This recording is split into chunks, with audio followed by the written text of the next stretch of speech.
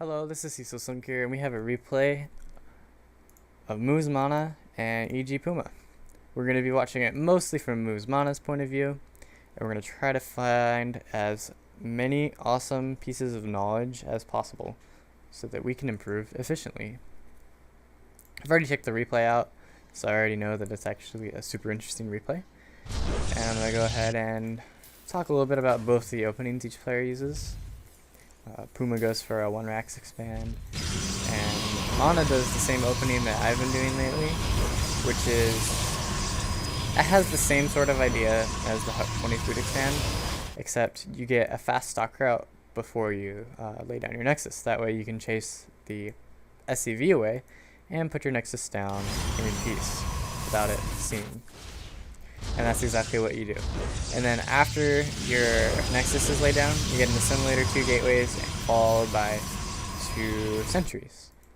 Here in Puma Land, you can see that he went ahead, looks like 7 Marines. He got 7 Marines before laying down these add-ons. If you're going to try to 1-Rax expand and then immediately get the add-ons the moment you can afford a couple of them, you'll probably just straight up die because you're going to be making add-ons instead of Marines. So get a good amount of Marines before you lay your add-ons down. That is one of the coolest things I noticed from Puma's opening.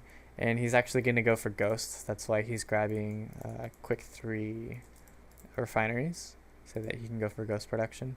And he's getting Stim out of the first tech lab, along with concussive shells on the other one.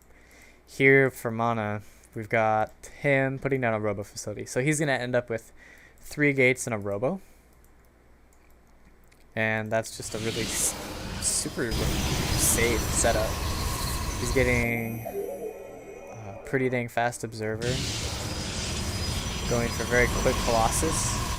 Note that he has every single Vesping geyser taken in order to get these fast Colossus, and there's no forge. You don't need a forge for detection because you have observers, and you can't really afford the upgrades because you need that stinking fast Colossus.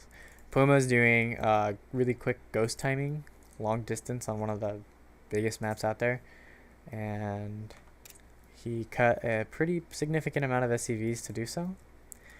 I'm not exactly sure why he opted to do that, but whatever. Here he goes all the way across the map, stims,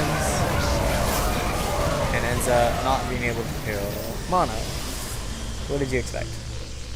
And now Mana, knowing that Puma went for fast Ghost for the Ghost timing, is going to know that his first 2 to 3 Colossus that come out are going to have extreme utility, as in they're going to be very, very useful, and that'll allow him to take a really fast 3rd. The reason they're so dang useful is that Ghost production cut into Star production a whole lot. So right now there's no Medivac, there's no air units, but there however is 2 Colossus. This one's about to finish.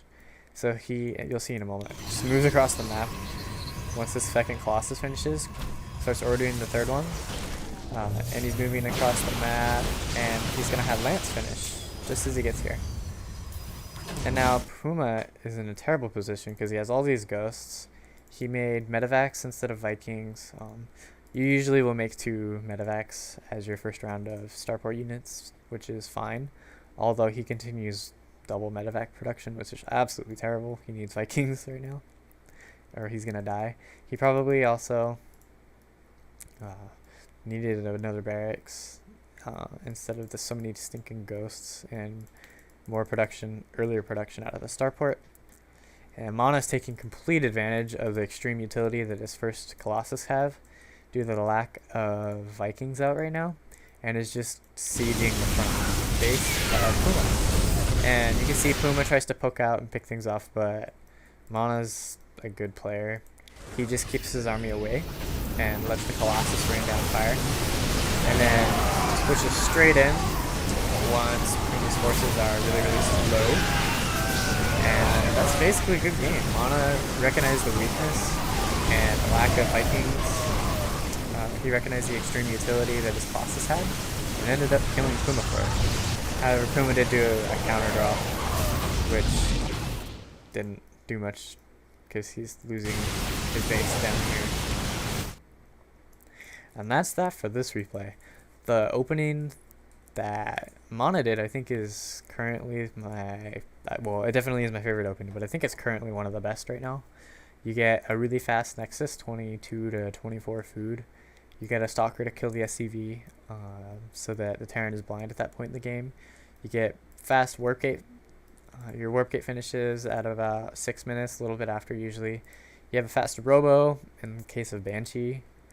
And once you have your 3 gates and a Robo, you can do really whatever you want. And here Mana, once he had 3 bases, is going for a Twilight tech, and he doesn't have upgrades yet, which is a thing to note. If you're going to go for such early Colossus, you probably won't be able to afford upgrades, or else it'll be cutting heavily into your army and won't benefit you at all, unless you're going to be very defensive.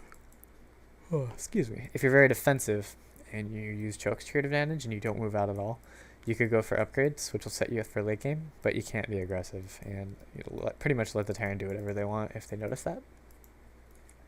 Mana planned on going into Twilight Tech with Blink and Charge upgrades, it looks like, and once he starts taking his 4th, he'd probably put down 2 Forges and start going for double upgrades.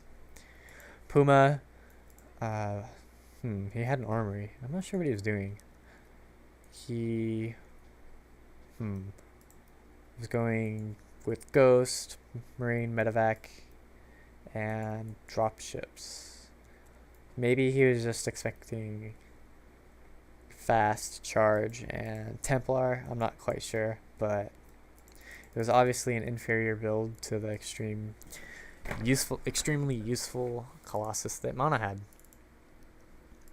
If you like my content, be sure to subscribe, because that's an absolutely great way to directly support me and help me get out more content. If you're wondering why my Medivacs are milky, I don't really know.